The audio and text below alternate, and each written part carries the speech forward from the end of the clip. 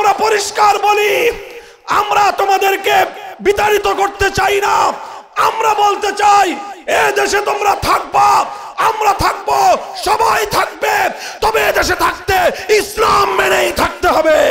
জুলাই বিপ্লবে হাজারের উপরে বাংলার দামাল যুবকেরা রক্ত দিয়েছে। এই বিপ্লব করেছে দেশটাকে সেই দাদাবাবুদের আধিপত্যবাদ থেকে মুক্ত রাখার জন্য। কাজেই এই রক্তের সঙ্গে গাদ্দারি করা চলবে না। দোয়া চাই আল্লাহ পাক রব্বুল আলামিন আমার দ্বারা যেন উম্মতের ফায়দা এবং উপকার হয় এমন কিছু কথা বলার তৌফিক আমাকে দান করেন। মুহতারাম হাজিরিন, আল্লাহ পাক রব্বুল আলামিনের মেহেরবানি যে তিনি আমাদেরকে ইসলামের মতো একটি ধর্ম, ইসলামের মতো একটা আদর্শ আমাদেরকে দান করেছেন। হযরত মুহাম্মদ সাল্লাল্লাহু আলাইহি ওয়াসাল্লামের মতো এরকম একজন মহান নবী তিনি আমাদের জন্য পাঠিয়েছেন। আল্লাহর নবীর জীবনের যেই সকল মূল নীতি এবং আদর্শ তিনি ফলো করতেন, সারা জীবন যেই সকল নীতির উপর তিনি চলে গিয়েছেন, তার অন্যতম একটা নীতি হলো যে তিনি আল্লাহর দ্বীনের জন্য, ইসলামের জন্যই দুনিয়াতে এসেছিলেন এবং জীবনের শেষ মুহূর্ত পর্যন্ত আল্লাহর দ্বীনকে, ইসলামকে দুনিয়াতে প্রতিষ্ঠিত করার জন্য, প্রচার এবং প্রসার করার জন্য তিনি তার শেষ নিঃশ্বাস ত্যাগ করা পর্যন্ত এ পথে অব্যাহতভাবে প্রচেষ্টা চালিয়ে গেছেন। আমাদের জন্য আল্লাহর নবীর জীবনে রয়েছে সর্বোত্তম আদর্শ। কাজেই আমাদেরও দায়িত্ব এবং কর্তব্য হলো আমাদের নবীর জীবন যেই পথে কেটেছে, আমরা উম্মতি হিসেবে আমরাও আমাদের জীবনকে আমাদের নবীর দেখানো পথেই ইনশাআল্লাহ পরিচালিত করব।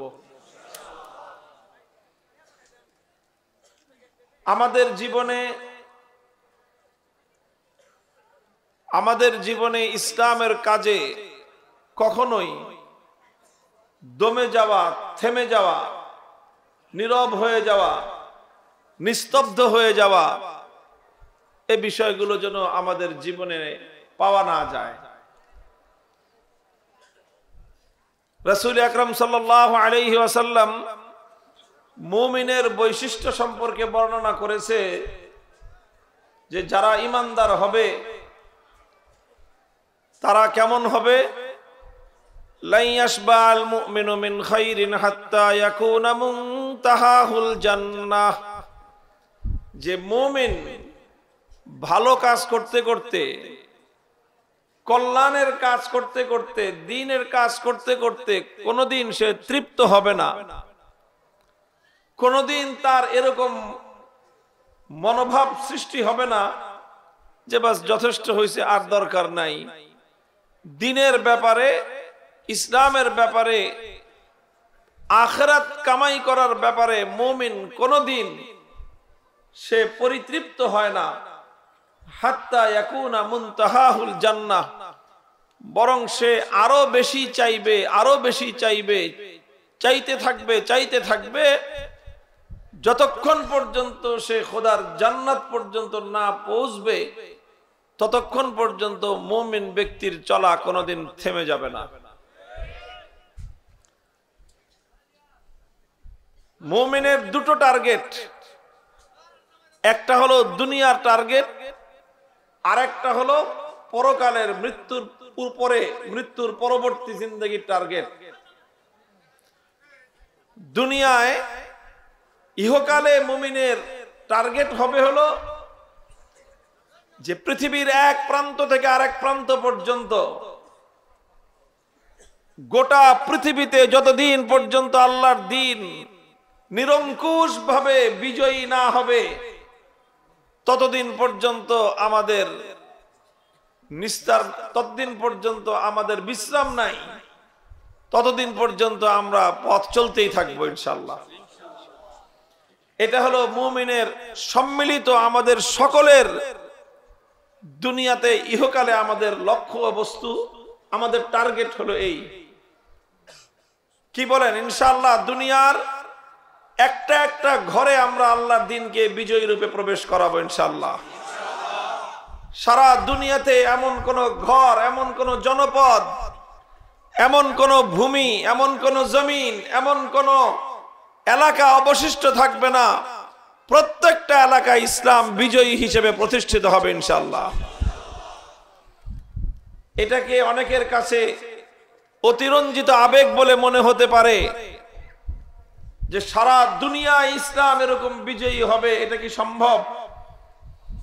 আমি আল্লাহর নামের শপথ করে বলতে পারি এটা শুধু সম্ভব নয়, বরং এটাই হলো এই পৃথিবীর চূড়ান্ত বাস্তবতা। হযরত রাসূল আকরাম সাল্লাল্লাহু আলাইহি ওয়াসাল্লাম ইরশাদ করেছেন, লা ইয়াবকা আলা যাহরিল আরদি বাইতু মাদারিন ওয়ালা ওয়াবার ইল্লা আদখালাহু আল্লাহুল ইসলাম ইম্মা বিইজ্জি আজিজিন ওয়া ইম্মা বিযুল্লি যালিল। এই ভূপৃষ্ঠে কোনো একটা ঘর অবশিষ্ট থাকবে না যেই ঘরে আল্লাহর দ্বীন বিজয়ী রূপে প্রবেশ না করবে।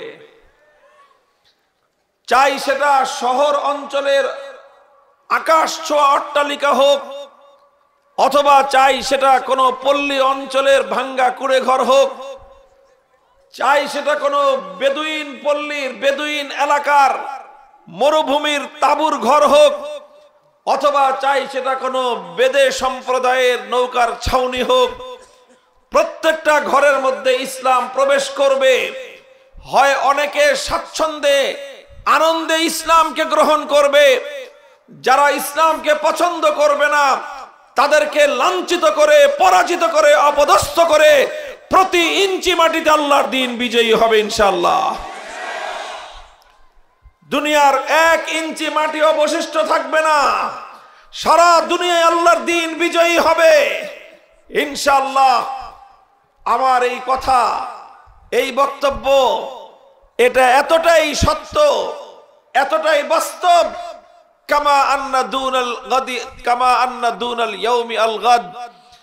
আজ রাত অবসান হওয়ার পরে, আজকের রাত শেষ হওয়ার পরে আগামীকাল ভোরবেলা পূর্ব দিগন্তে সূর্য উঠবে, এই বিষয়ে কারো কোনো সন্দেহ আছে?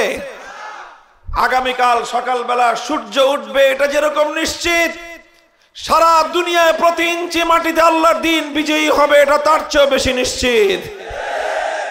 দুনিয়ার 1 ইঞ্চি মাটি অবশিষ্ট থাকবে না, চাই সেটা চায়নার পিকিং এর রাজপথ হোক, সেখানেও কালেমার পতাকা উড়বে।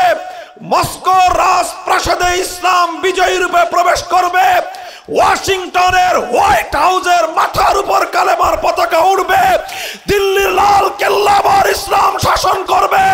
ইসলামের অগ্রযাত্রা রুখে দেওয়ার সাধ্য পৃথিবীর কোন শক্তির হবে না।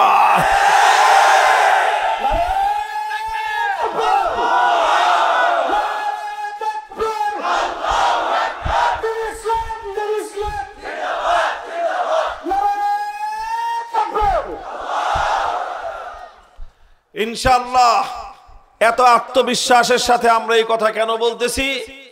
কারণ আমরা বিশ্বাস করি, আমরা মনে করি আমার পায়ের নিচ থেকে মাটি সব সরে যেতে পারে, আমার মাথার উপর আসমান আছে, এটা ভেঙে পড়তে পারে, পৃথিবীর সমস্ত পাহাড়গুলো ধুলোর মতো উঠতে পারে, পৃথিবীর সমস্ত সমুদ্রের পানিগুলো শুকিয়ে যেতে পারে, কিন্তু আমার নবী মুহাম্মদ আরবি সাল্লাল্লাহু আলাইহি ওয়াসাল্লামের 2 ঠোঁটের মধ্য দিয়ে উচ্চারিত কোনো কথা মিথ্যা হতে পারে না। এটা সেই নবীর ভবিষ্যৎবাণী, এটা সেই নবীর ভবিষ্যৎবাণী আস-সাদিকুল মাসদুক, যিনি তার সারা 63 বছরের জিন্দেগিতে কোনোদিন একটা মিথ্যা কথা বলেন নাই, কোনো অবাস্তব কথা বলেন নাই। তিনি যা বলেছেন তা অক্ষরে অক্ষরে বাস্তবায়িত হয়েছে অথবা হবে, তার একটা কথাও অবাস্তবায়িত থাকবে না ইনশাআল্লাহ। সুতরাং পৃথিবীর প্রতিটি প্রান্তে প্রান্তে, পৃথিবীর প্রতিটি কোনায় কোনায়, পৃথিবীর প্রতিটি জনপদে, এই পৃথিবীর প্রতিটি ঘরে ঘরে আল্লাহর দ্বীনের পতাকা উড্ডীন করা, এটাই হলো আমাদের চূড়ান্ত গন্তব্য। এটা হলো আমাদের সামষ্টিক সম্মিলিতভাবে পুরা উম্মতের গন্তব্য। আরেকটা হলো প্রত্যেক ব্যক্তির ইন্ডিভিজুয়াল ব্যক্তিগত গন্তব্য আছে। আরেকটা হয়তো আমি আমার জীবনে, আপনি আপনার জীবনে সারা দুনিয়াতে ইসলামের বিজয় দেখে নাও যেতে পারেন, কিন্তু আমাদের ব্যক্তিগত গন্তব্য আল্লাহর নবী নির্ধারণ করে দিয়েছেন, হাত্তা ইয়াকুনা মুনতাহাহুল জান্নাহ। আমি আল্লাহর দ্বীনের ঝান্ডা নিয়ে সামনে আগাতে থাকবো, আপনি আল্লাহর দ্বীনের ঝান্ডা নিয়ে সামনে অগ্রসর হতে থাকবেন। বাধা আসবে, বাধা টপকে যাওয়ার চেষ্টা করব। প্রতিবন্ধকতা আসবে, প্রতিবন্ধকতাকে আমরা মারিয়ে যাওয়ার চেষ্টা করব। হয়তো আমার বুকের দিকে জালিমের কোন বুলেট ছুটে আসবে, আমি উন্মুক্ত পক্ষে প্রয়োজনে জালিমের বুলেটকে আমি বরণ করে নেব। হয়তো আমার জীবন আল্লাহর দ্বীনের রাস্তায় শাহাদাতের মাধ্যমে অবসান ঘটবে, আর না হয় বাধার বিন্ধ্যাচল পেরিয়ে দ্বীনের ঝান্ডা নিয়ে আমি সামনে অগ্রসর হব।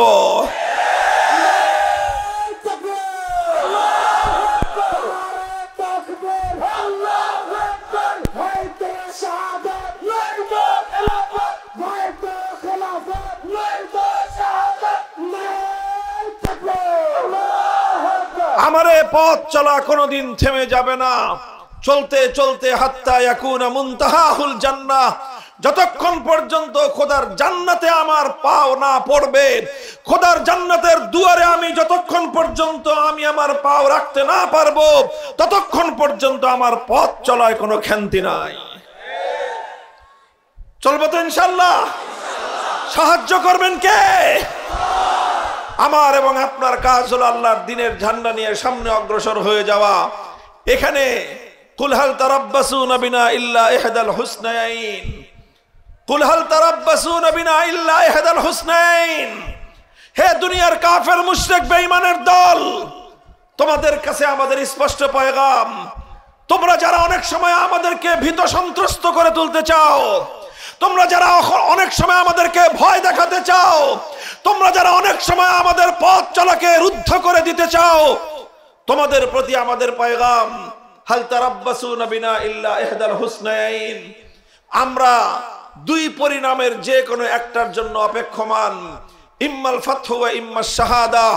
হয় আমরা দ্বীনের বিজয় অর্জন করে কালেমার ঝান্ডা উড্ডীন করব, আর সেটা না পারলে শাহাদাতের সুধা পান করে খোদার জান্নাতের মেহমান হব।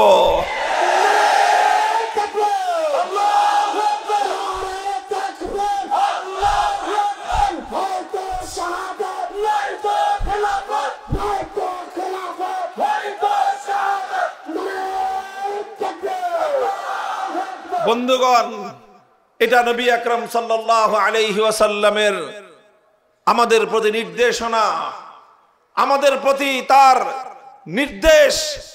তিনি তার উম্মতকে কথাই বলেছেন, হাত্তা ইয়াকুনা মুনতাহাহুল জান্নাহ।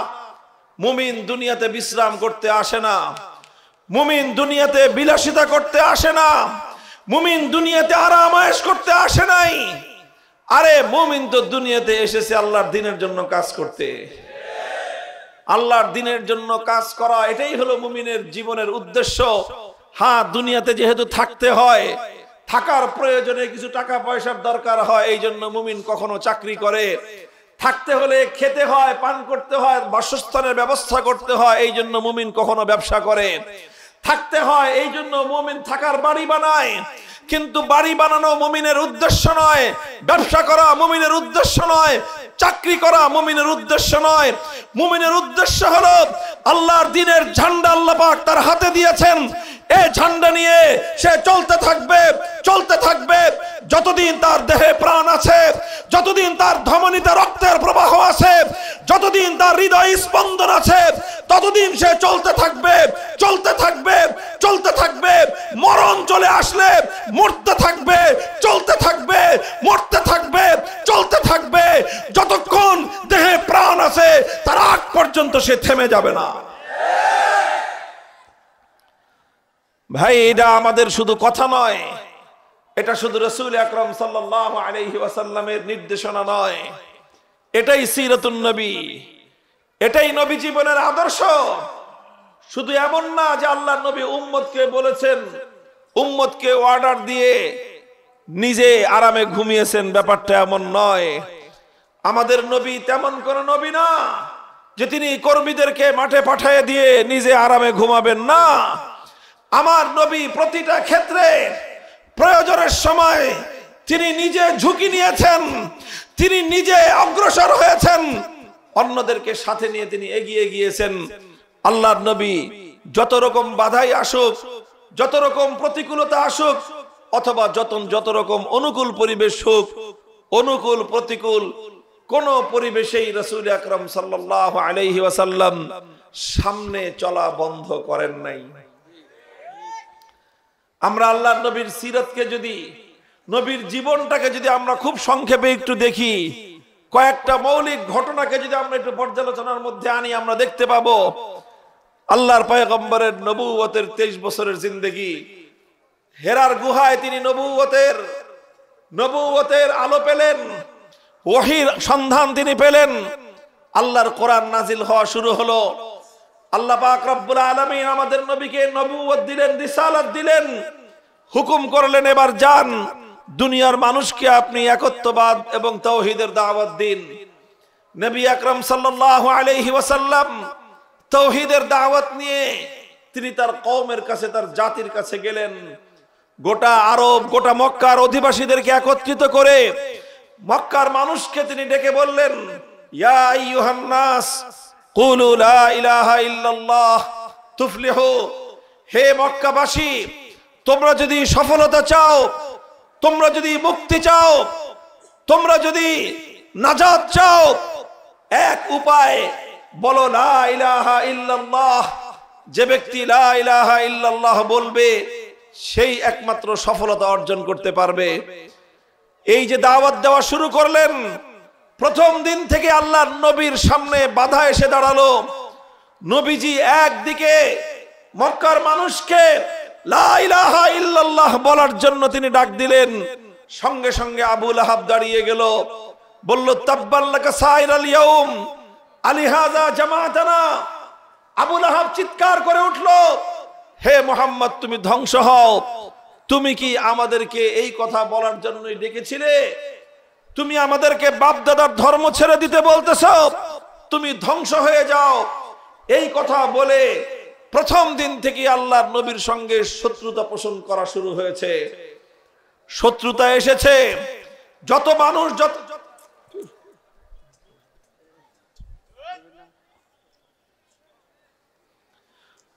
মানুষ আল্লাহর রাসূল সাল্লাল্লাহু আলাইহি ওয়াসাল্লামের সাথে শত্রুতা করুন, আমার নবী সব ধরনের শত্রুতা, সব ধরনের প্রতিবন্ধকতাকে তিনি সহ্য করেছেন। কিন্তু আল্লাহর কসম খেয়ে বলি, আল্লাহর নবী কোনোদিন পথ চলা বন্ধ করে দেন নাই। নবীজি দাওয়াত দিয়েছেন রাতের অন্ধকারে, নবীজি দাওয়াত দিয়েছেন দিনের আলোতে, প্রভাত রশ্মিতে, সন্ধ্যার গধূলি বেলায়। আল্লাহর পয়গম্বর মক্কার মানুষের কাছে কাছে দাওয়াত নিয়ে গিয়েছেন, কারো কাছে শতবার, কারো কাছে হাজারবার। পবিত্র মক্কার মাটিতে একজন মানুষ এরকম অবশিষ্ট ছিল না যার কাছে আমার নবী দ্বীনের দাওয়াত নিয়ে না গিয়েছেন। নবীজির এই দাওয়াতে স্বল্প সংখ্যক মানুষ ঈমান কবুল করেন, তাওহীদের দাওয়াতকে কবুল করেন। যারা এই দাওয়াত গ্রহণ করলেন, সঙ্গে সঙ্গে তাদেরকে নিয়ে নবীজির দ্বিতীয় মেহনত শুরু হয়ে গেল। হযরত আরকাম ইবনে আবিল আরকাম রাদিয়াল্লাহু তাআলা আনহু, তার বাড়ি দারে আরকামে আল্লাহর নবী মাদ্রাসা কায়েম করলেন। যারা ঈমান কবুল করে তাদেরকে তিনি সেখানে শিক্ষা দান করেন। সেই শিক্ষা দান করাটা এত সহজ ছিল না। মক্কার সকল অন্যায় অত্যাচারীদের, মক্কার সকল জালিম রক্ত পিপাসুদের চোখ ফাঁকি দিয়ে সেখানে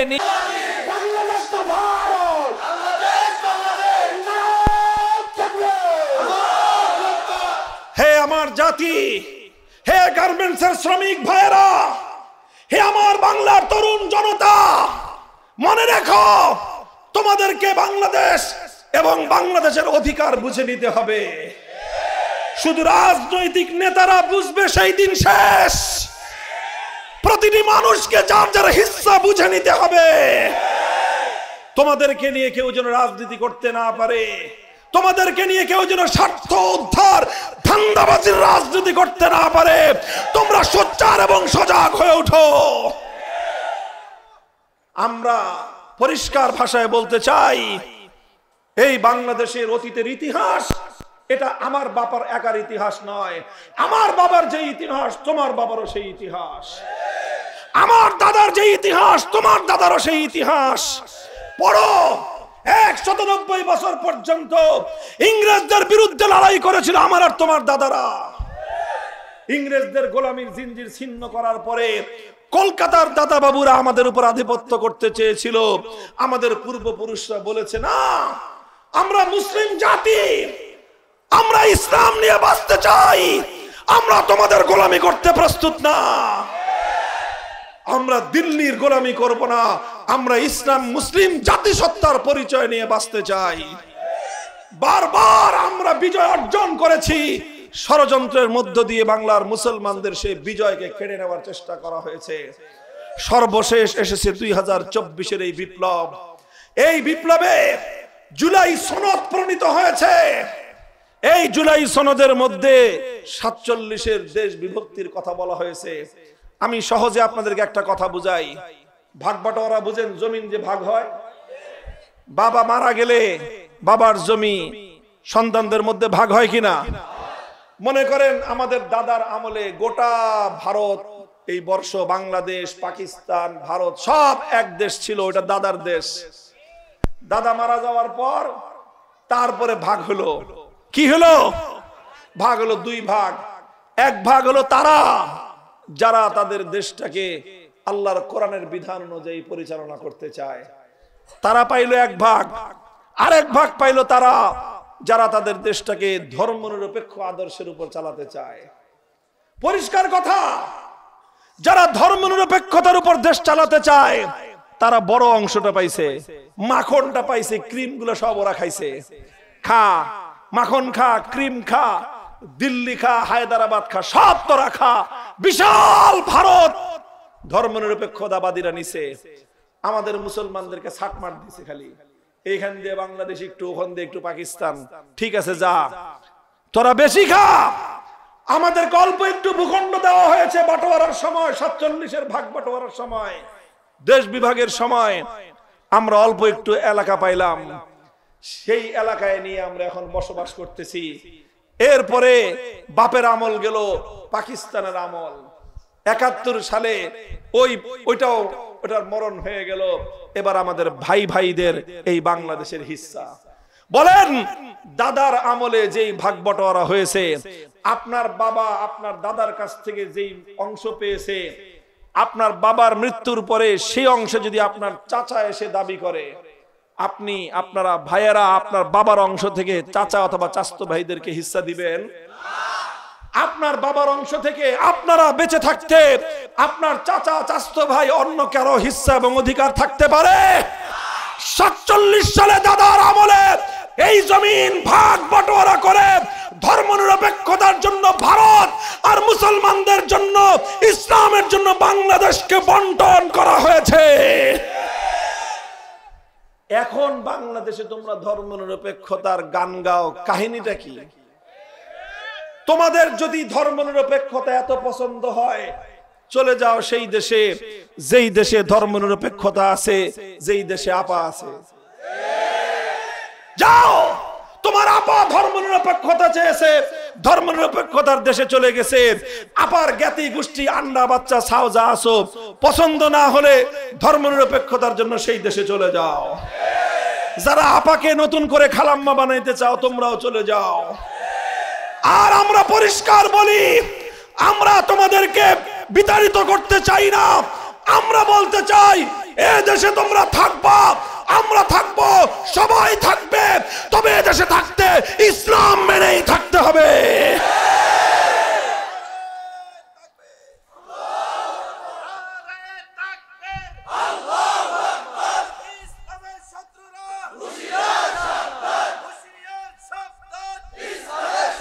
জুলাই বিপ্লবে হাজারের উপরে বাংলার দামাল যুবকেরা রক্ত দিয়েছে। এই বিপ্লব করেছে দেশটাকে সেই দাদা বাবুদের আধিপত্যবাদ থেকে মুক্ত রাখার জন্য। কাজেই এই রক্তের সঙ্গে গাদ্দারি করা চলবে না। একটা সনদ প্রণীত হয়েছে, জুলাই সনদ। অনেকে মনে করে জুলাই সনদের কাম কি? ভাই, জুলাই সনদের খুব বেশি কাম না হলেও একটা কাম হয়েছে। জুলাই সনদে বলা হয়েছে 1947 সালের দেশটা যেইভাবে ভাগ হয়েছিল সেই ভাগের ভিত্তিতে আগামীর বাংলাদেশ গড়ে উঠবে।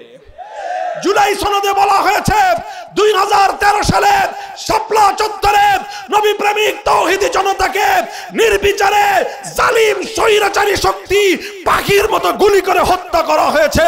সেই নবী প্রেমিকদের বীরত্বগত ইতিহাস জুলাই সনদের মধ্যে বর্ণনা করা হয়েছে। এই জন্য আমরা বলি জুলাই সনদ 47-এর ইতিহাস, জুলাই সনদ 2013 সালের হেফাজতে ইসলামের নবী প্রেমিকদের ত্যাগ এবং কোরবানির ইতিহাস।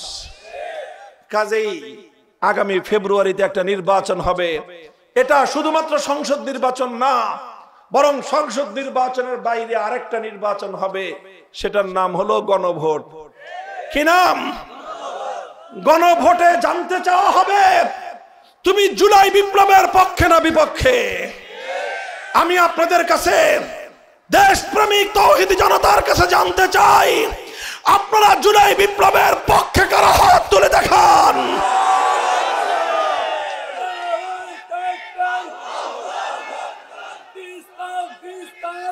যারা জুলাই বিপ্লবের পক্ষে গণভোটে হ্যাঁ বাক্সে ভোট দিবেন, গণভোটে হ্যাঁ বাক্সে ভোট দিবেন তো ইনশাআল্লাহ?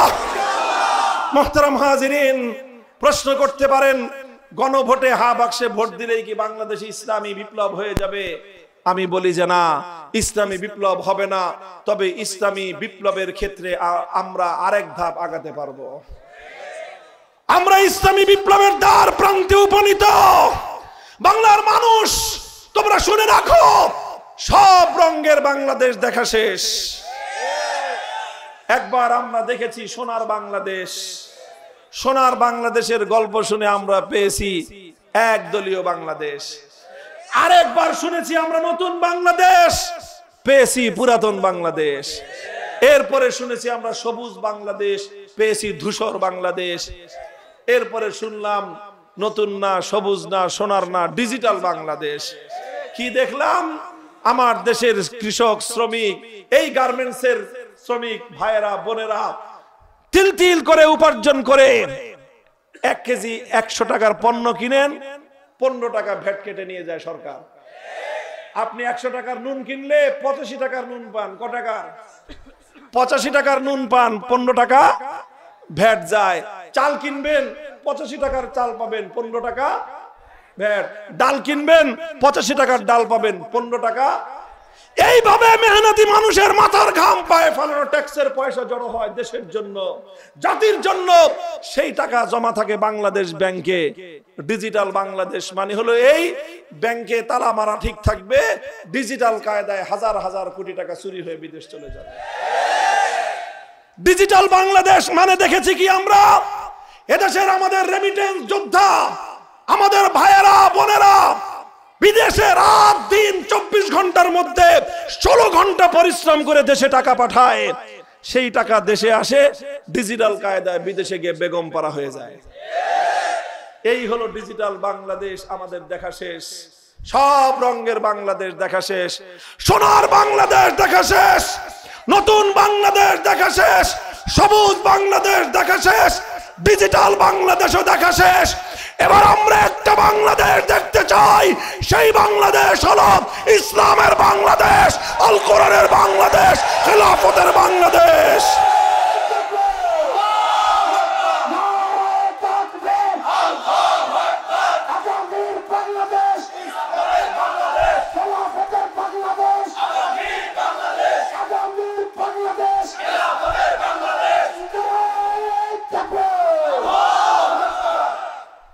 মুহতারাম হাজিরিন, বিশ্বাস রাখেন ইনশাআল্লাহ প্রমাণ হয়ে গিয়েছে বিপ্লবের জন্য বড় রাজনৈতিক নেতার দরকার পড়ে না।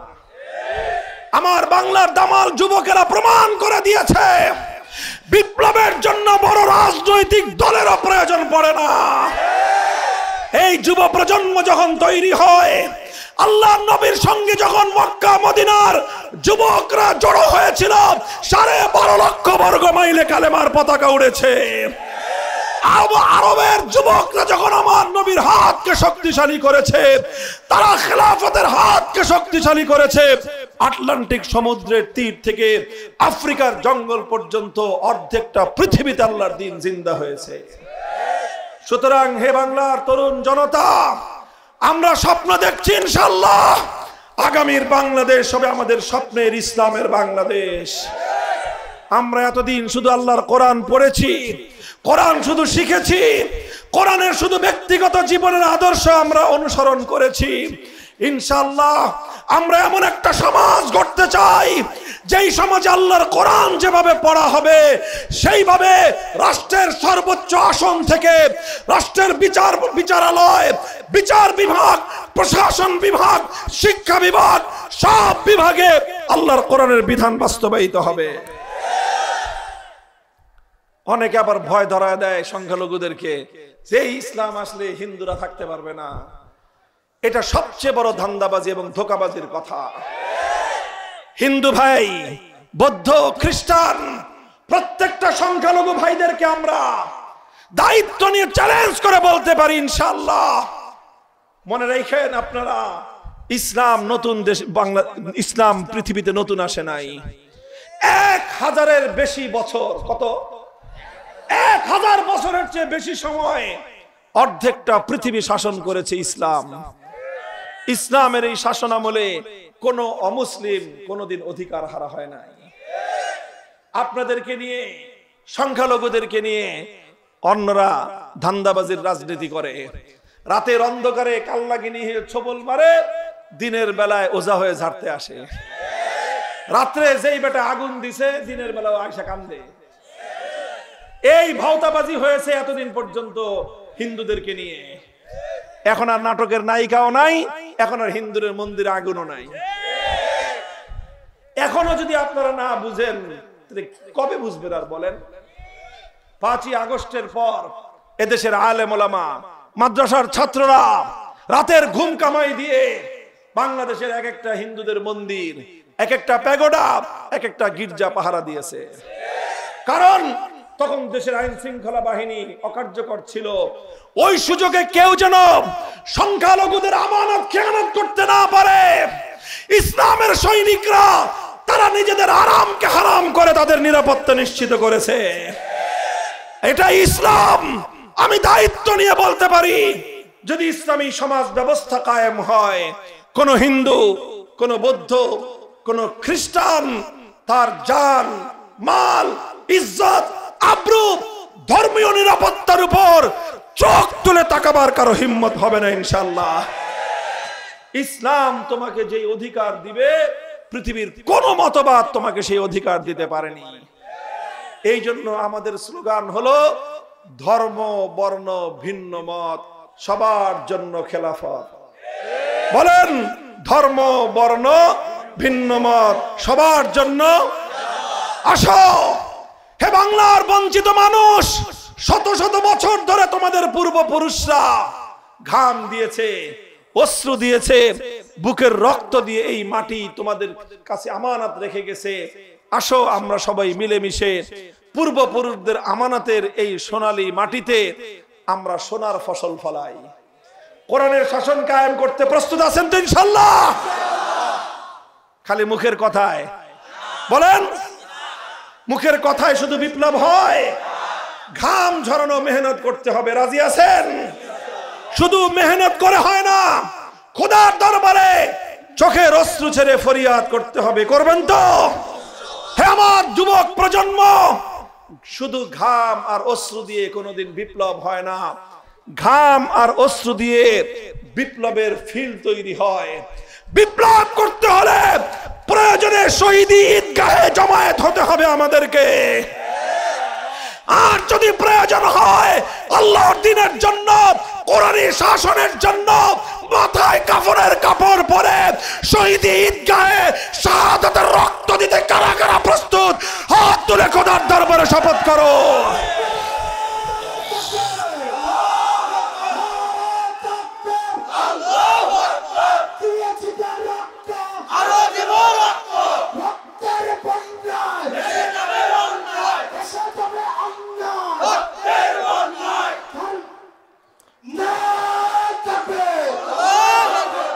ভাই এগুলা কি শুধু কথার কথা? শুধু শুনলাম, মজা লাগলো, চিল্লাইলাম, স্লোগান দিলাম, এরপর বাড়িতে যা ঘুম দিলাম, ভুলে গেলাম, এমন কথা না। এগুলো শপথ। বলেন শপথ, অঙ্গীকার। কার সাথে? হাত তুলে বলেন কার সাথে? হে আল্লাহ, তুমি তোমার বান্দাদের এই অঙ্গীকার তোমার জন্য, তোমার দ্বীনের জন্য কবুল করো। শপথ রক্ষা করার তৌফিক দান করো। সুবহানাল্লাহি ওয়া বিহামদিহি সুবহানাল্লাহিল আযীম। সুবহানাল্লাহি ওয়া বিহামদিহি সুবহানাকাল্লাহুম্মা বিহামদিক আশহাদু আল লা ইলাহা ইল্লা আনতা আস্তাগফিরুকা ওয়া আতুবু ইলাইক। ইয়া হাইয়্যু ইয়া কাইয়্যুম বিরহমাতিকা নাস্তাগীথ। আসলিহ লানা শা'নানা কুল্লাহ ওয়া লা